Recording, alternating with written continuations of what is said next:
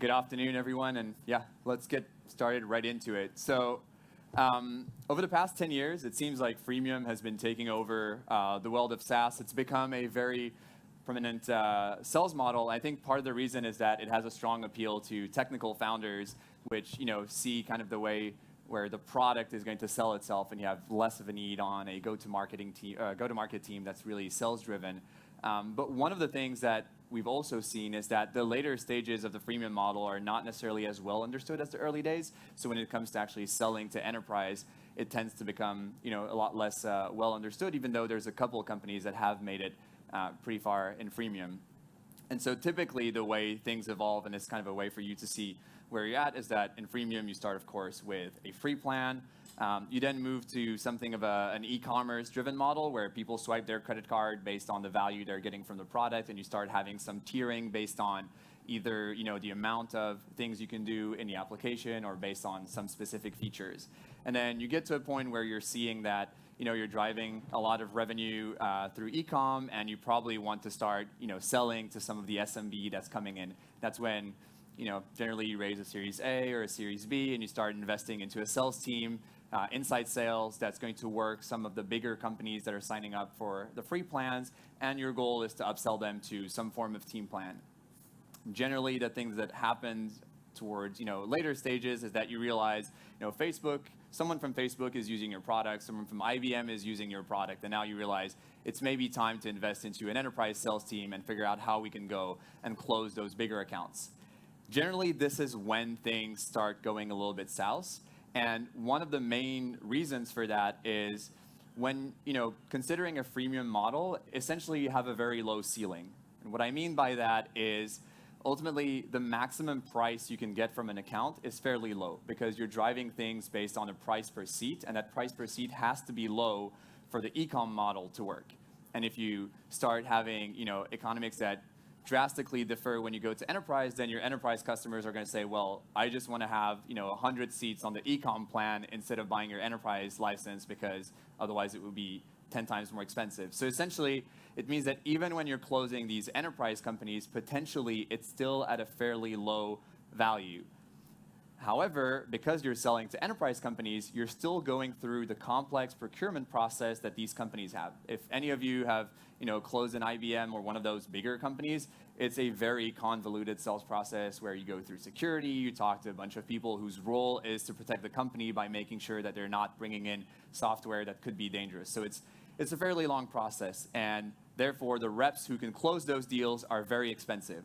So you have a very expensive sales team, a fairly low price at which you're selling, and that's why generally when you're going into enterprise, freemium is really hard to get to work.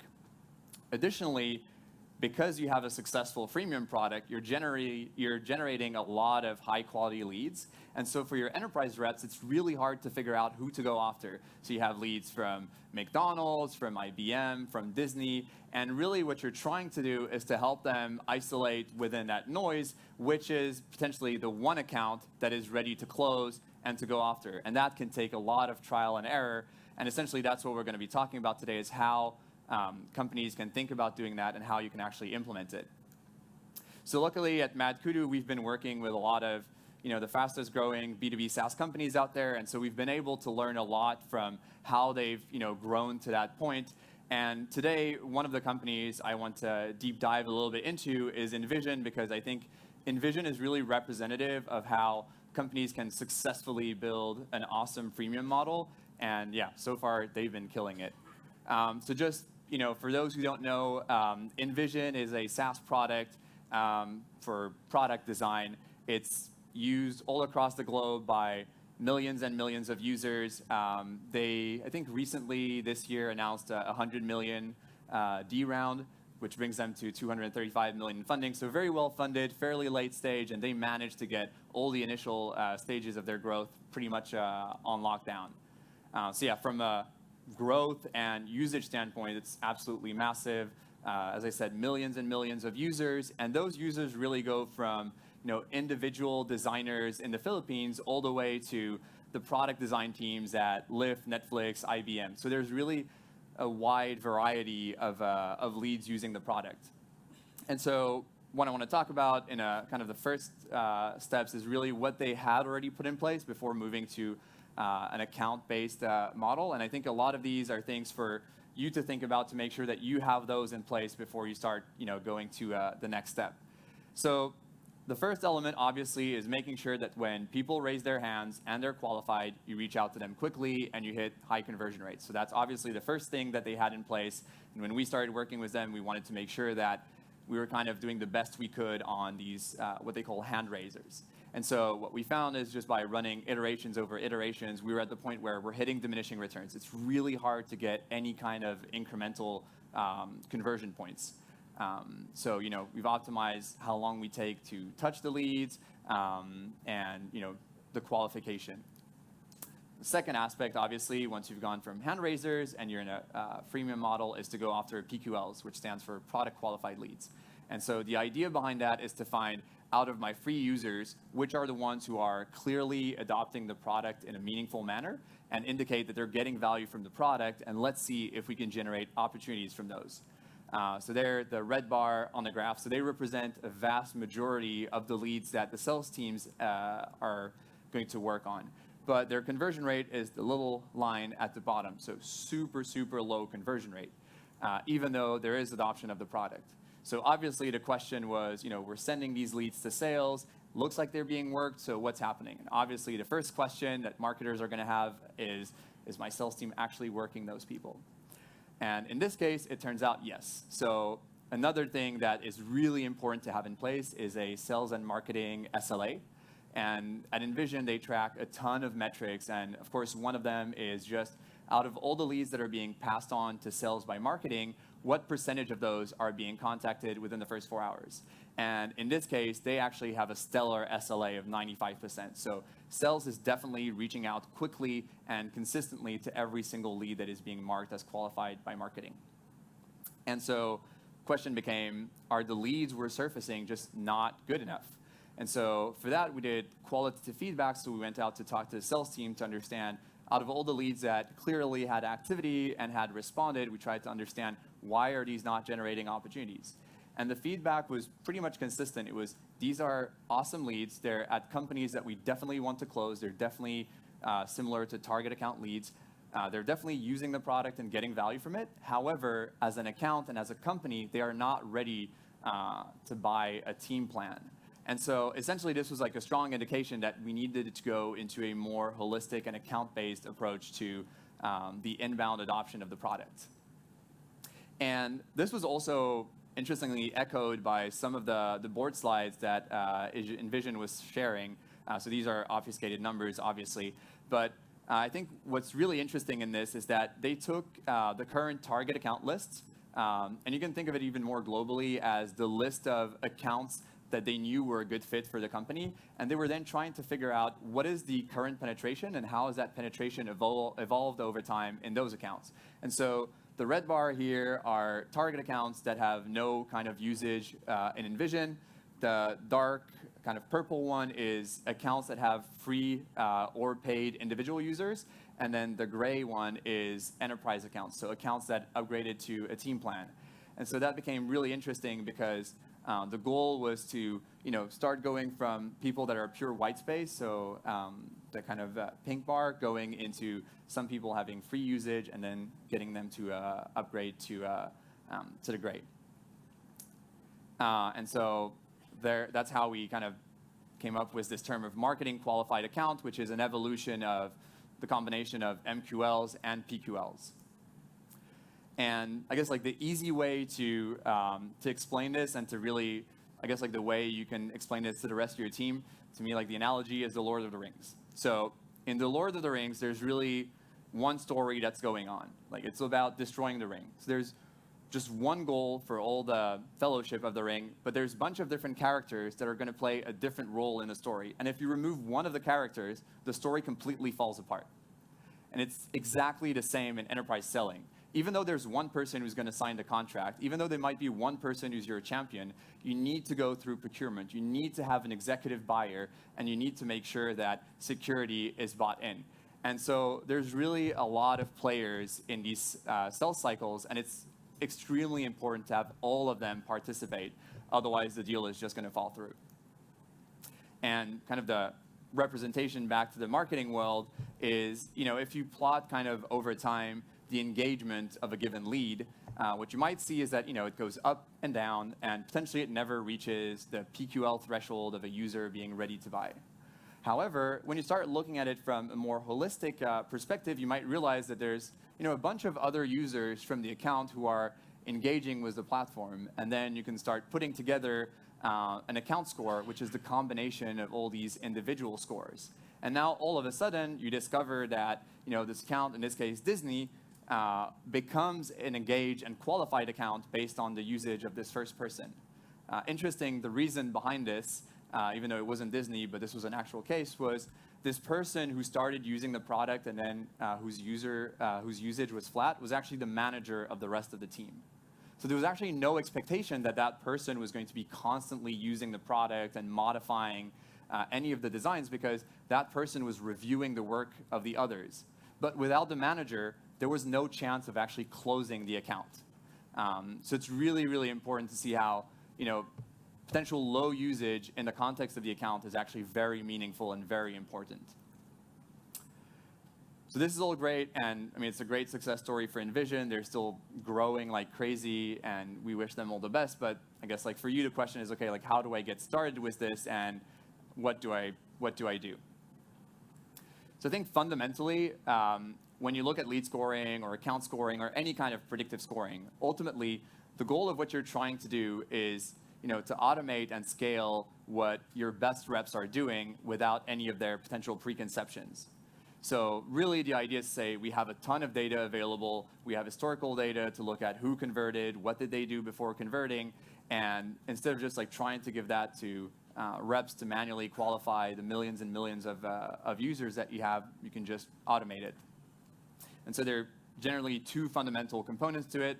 The first one is really from the fit standpoint, which is just firmographic information to determine, is this account likely to have a need for the product I have? And if they don't, then there's no point in actually pursuing them, because if the company is not likely to have a need for your product, regardless of the authority of the person you're talking to, just give it up. And then there's a second element, which is really the engagement, which can be measured through intent or actual engagement with the product, with content, and the idea around that is to determine how strong is the need based on the features they're using and how differentiated potentially those features are, and then based on the engagement, does it look like the timing is right? A little bit going kind of one step deeper into this, I guess, it's great to have those two dimensions and look at what is a fit and what is the engagement, but when you're at the stage where you have freemium and you're selling to enterprise, you're selling to SMBs, and you're selling to prosumers, there's a question of, is the fit the same across the board? And obviously the answer is no. A prosumer who's a good fit for your e-commerce sales is definitely not a fit for enterprise, and someone who's a good fit for enterprise is potentially a terrible fit for e-com. So it's really important to think of those predictive models within the context of what part of your sales team you're trying to optimize. And so one of the examples that we had for one of our customers recently is we were looking at the overlap between the leads that were a great fit for enterprise and the leads that were a great fit for Velocity, for the Velocity sales team, which is kind of mid-market / SMB. And so the interesting thing is, because enterprise converts lower, the average conversion rate of the best enterprise leads is lower than the medium conversion rate of your average Velocity deals. And so if you just look at it from a conversion rate standpoint, it's actually very hard to go and identify which are the valuable leads in there. And so just going into something more concrete to make sure the point goes through, if we take a clear example of this first lead up there is someone from MongoDB. So MongoDB is typically going to be a great fit for an enterprise sales process. However, from an e-com standpoint, they're a pretty bad fit. You shouldn't expect MongoDB to just come in and swipe a credit card for 100 users. And then on the flip side, you have this young person from a YC company where they're a terrible fit for enterprise. You don't want to have your enterprise sales team working that kind of a lead, but they're a great fit for e-com. And so again, it goes back to the fact that a good fit, there's a good fit for your product, but there's also a good fit for your sales process, and those can be slightly orthogonal. And that's why one of the concepts that I think would be interesting for you guys to take home is to think of the conversion rate is not the only metric that matters from a marketing standpoint. But ultimately, the thing that matters is how quickly are these leads helping you grow your business. And one of the metrics that's really helpful to identify this is the sales velocity, which is essentially the combination of what is the average deal price times the conversion rate divided by the time to close. And the idea behind this is to say, am I better off chasing the one whale that's going to bring 100 times more revenue back than I am chasing 100 deers or rabbits that are going to convert at 10 times the conversion rate? And so the answer to this question is going to be very different from one company to another. So I highly recommend that you actually look at your CRM and you start looking at the data to figure out, when IBM is signing up for your product, is it actually a good thing? Should your sales team work IBM? Because if the conversion rate of enterprise companies is extremely low, you're probably better off chasing all the no-name SMB companies that are signing up for your product because they're going to help you grow faster and get to the point where you can actually go and close IBM. And kind of the final comment I want to make here, and this one is, I think, super important, is when you're thinking of what persona you're trying to optimize for, this is something that's extremely complicated because there are different types of people, there are different types of users, and if we go back to the idea of the Lord of the Rings, right? There's Frodo is the one who's destroying the ring, wherever Gandalf is doing something different. There are people who die serving the cause, and ultimately there's a question of who do you want to try and acquire? Who is starting the whole journey? And in the case of the Lord of the Rings, it's Gandalf. Even though he's not the one destroying it at the end, it's extremely important that you start with him. And so one of the things that we see a lot is that there are specific personas that are easier to generate deals with. And those are the people that are going to be high up on the y-axis. So their conversion rate to an open opportunity is relatively high. However, on the x-axis is the type of personas that we have within accounts when the opportunity actually closes. And those are very different people. And the thing is, CEOs and directors and generally executives are required to close these opportunities, but they're much harder to open an opportunity with. And so one of the things that we keep on hearing is the sales team saying, oh, I don't want to talk to ICs, I want to talk to executives, like marketing, why can't you generate more CIOs? But the thing is, a CIO is probably not the best person to open an opportunity with. They're definitely important and mandatory to close the opportunity, but they're not the ones who are going to help you navigate the whole company.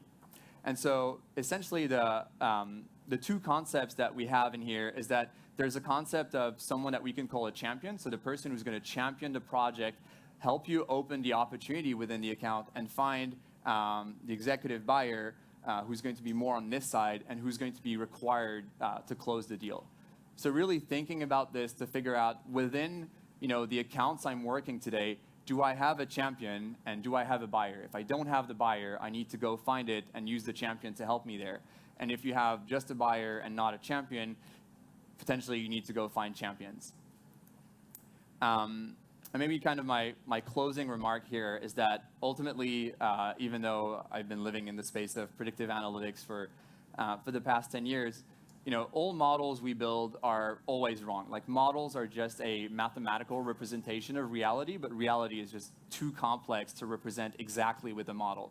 The only reason we're building models is to help us drive decisions. And so ultimately what really matters is not if you're going to go and buy some external predictive vendor that's going to help you. It's about thinking, how do I build an internal model to drive my decisions and to start improving on top of it?